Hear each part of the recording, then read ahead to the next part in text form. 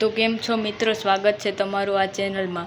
તો આજે આપણે ગુજરાતીનો ચેપ્ટર 1 સાંજ સમે સાંભળ્યું તેનું સ્વાધ્યાય જોવાના છે। તો તેનો પહેલો પ્રશ્ન, નીચેના વિકલ્પોમાંથી સાચો વિકલ્પ પસંદ કરી અને લખો। તો તેમાંથી જે સાચો વિકલ્પ છે તે આપણે પસંદ કરી અને લખવાનો છે। તો તેનો પહેલો, ગોવાળમાં ગિરિધર કેવો શોભી રહ્યો હતો? તેમાં જવાબ આવે ડી, ઉપરના બી અને સી બંને। તારામંડળમાં ચંદ્ર જેવો અને સોનામાં જડેલ હીરા જેવો। તો ત્યારબાદ બીજો પ્રશ્ન, હરિહળધરનો વીરો એટલે શું? હરિહળધરનો વીરો એટલે બલદેવજીના ભાઈ। ત્યારબાદ ત્રીજો પ્રશ્ન, ભગવાન શ્રી કૃષ્ણ ખાલી જગ્યા એટલે કે ભગવાન શ્રી કૃષ્ણએ પીળા પીતાંબર રંગના વસ્ત્રો પહેર્યા છે। ત્યારબાદ ચોથો પ્રશ્ન, શ્રી કૃષ્ણની શોભા જોઈને નરસિંહ મહેતા ખાલી જગ્યા એટલે કે શ્રી કૃષ્ણની શોભા જોઈને નરસિંહ મહેતા હરખ પામી રહ્યા છે। ત્યારબાદ બીજો પ્રશ્ન, નીચેના પ્રશ્નોના 2-3 વાક્યમાં ઉત્તર આપો। તેનો પ્રશ્ન 1, કાવ્યના આધારે સાંજના સમયનું દ્રશ્ય આલેખો।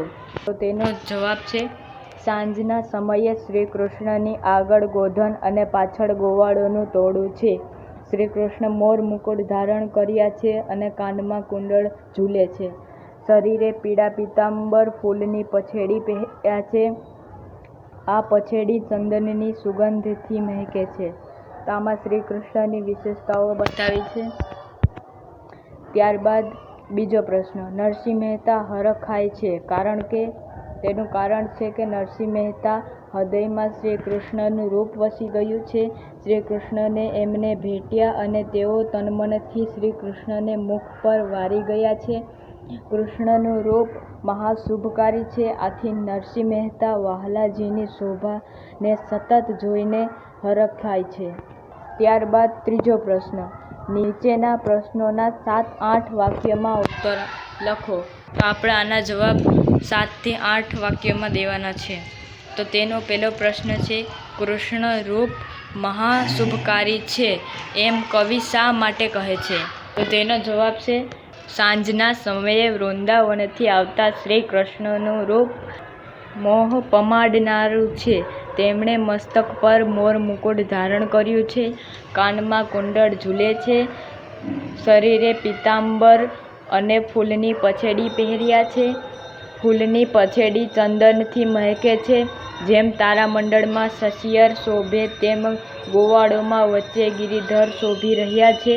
કૃષ્ણ આ મનમોહક રૂપ કવિના હૃદયમાં વસી ગયું છે। તેમને મળવા મને વેગથી દોડ્યું, કૃષ્ણ એમને પ્રેમથી ભેટી પડ્યા। આથી કવિ કહે છે કે કૃષ્ણનું રૂપ મહાશુભકારી છે એટલે કે કલ્યાણકારી છે। ત્યારબાદ બીજો પ્રશ્ન, કવિના મનમાં કોણ મોહ ઉપજાવે છે?